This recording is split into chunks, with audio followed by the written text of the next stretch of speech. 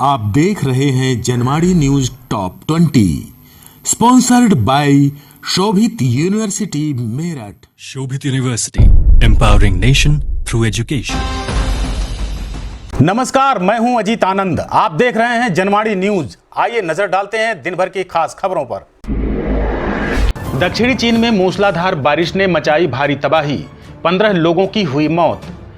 बाढ़ के कारण यूनान प्रांत में संचार सुविधाएं पूरी तरह से प्रभावित हो चुकी हैं। करीब 39 घर बाढ़ में बह गए। अब तक 1600 से अधिक लोगों को निकाला जा चुका है। रूस ने यूक्रेन के पूर्वी क्षेत्रों पर तेज किए हमले, कई शहरों पर किया गया कब्जा।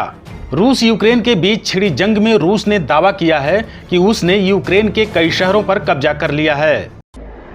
उत्तराखंड के टनकपुर में पहुंचे यूपी के सीएम योगी आदित्यनाथ। सीएम धामी समेत कई भाजपा नेताओं ने किया रोड शो। उत्तराखंड के टनकपुर में सीएम धामी के समर्थन में रोड शो करने के बाद सीएम योगी सहित तमाम भाजपा नेताओं ने जनसभा की। गाजियाबाद में 1 लाख का इनामी बदमाश ढेर, 2 पुलिसकर्मी भी हुए घायल। गाजियाबाद में पुलिस से हुई मुठभेड़ में अनिल दुजाना गैंग के 2 बदमाश ढेर हो गए हैं। स्वाट टीम के प्रभारी व एक आरक्षी को भी गोली लगी है। आज से यूपी के देवबंद में शुरू हुआ जमीयत उलमाए हिंद का इजलास। मौलाना महमूद मदनी की अध्यक्षता में आयोजित हुआ कार्यक्रम।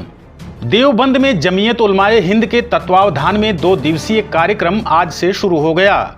इसमें देश भर के उलेमा और गवर्निंग बॉडी के सदस्य प्रमुख समस्याओं को लेकर मंथन कर रहे हैं। श्री अकाल तख्त के जत्थेदार समेत 424 वीआईपी लोगों की सिक्योरिटी वापस। पंजाब के सीएम भगवंत मान ने लिया फैसला। पंजाब में 424 वीआईपी की सुरक्षा हटा ली गई है। इन 424 लोगों में श्री अकाल तख्त साहिब के जत्थेदार ज्ञानी हरप्रीत सिंह समेत कई पूर्व विधायक और पूर्व पुलिस अधिकारी शामिल हैं। वरुण गांधी ने खोला भाजपा सरकार के खिलाफ मोर्चा। बोले, बेरोजगारी पहुंची 3 दशकों के सर्वोच्च स्तर पर। पीलीभीत सांसद वरुण गांधी ने अपनी ही सरकार के सामने बेरोजगारी का मुद्दा उठाया है। उन्होंने कहा कि बेरोजगारी 3 दशकों के सर्वोच्च स्तर पर है। 90 फीट ऊंचाई से श्योक नदी में गिरी सेना की बस, 7 जवानों की गई जान, 19 गंभीर रूप से हुए घायल। लद्दाख के तुर्तुक सेक्टर में भीषण सड़क हादसे में सेना के 7 जवानों की मौत हो गई। हादसे में 19 जवान गंभीर रूप से घायल हुए हैं। घायलों का अस्पताल में इलाज चल रहा है। बागपत में पड़ोसी के दरवाजे पर फेंका इलेक्ट्रॉनिक बम, जोरदार धमाके से दहला इलाका, एक युवक बुरी तरह झुलसा। बागपत में पड़ोसी से नाराज चल रहे एक व्यक्ति ने उसके दरवाजे पर इलेक्ट्रॉनिक बम फेंक दिया। बम जोरदार धमाके के साथ फटा, जिसमें एक व्यक्ति झुलस गया। कर्नाटक में हिजाब पर फिर विवाद। मैंगलोर यूनिवर्सिटी में छात्राओं को नहीं दी गई एंट्री। कर्नाटक की मैंगलोर यूनिवर्सिटी में शनिवार को कुछ छात्राएं हिजाब पहनकर आ गईं। उन स्टूडेंट्स को क्लास में एंट्री नहीं करने दी गई। आप देख रहे हैं Janwadi news top 20 sponsored by Shobhit university Meerut. Shobhit university, empowering nation through education. Delhi में राजेंद्र नगर से आम आदमी पार्टी के प्रत्याशी होंगे दुर्गेश पाठक। सांसद संजय सिंह ने भाजपा को दिया चैलेंज। दिल्ली की राजेंद्र नगर विधानसभा सीट के उपचुनाव में आम आदमी पार्टी ने दुर्गेश पाठक को अपना उम्मीदवार घोषित किया है। सांसद संजय सिंह ने भाजपा को सीट जीतने की चुनौती दी है। बागपत में किसान नेता राकेश टिकैत ने दी बड़े आंदोलन की चेतावनी। कहा, किसानों के साथ मुद्दों पर बात करे सरकार। बागपत के गांगनौली गांव में भारतीय किसान यूनियन के प्रवक्ता राकेश टिकैत ने कहा कि किसानों की समस्याओं के समाधान के लिए बड़े आंदोलन चलाए जाएंगे। 29 मई को हरिद्वार में बड़ी पंचायत होगी। इंडिगो एयरलाइंस पर लगा 5 लाख का जुर्माना, दिव्यांग को नहीं दी थी फ्लाइट में चढ़ने की इजाजत।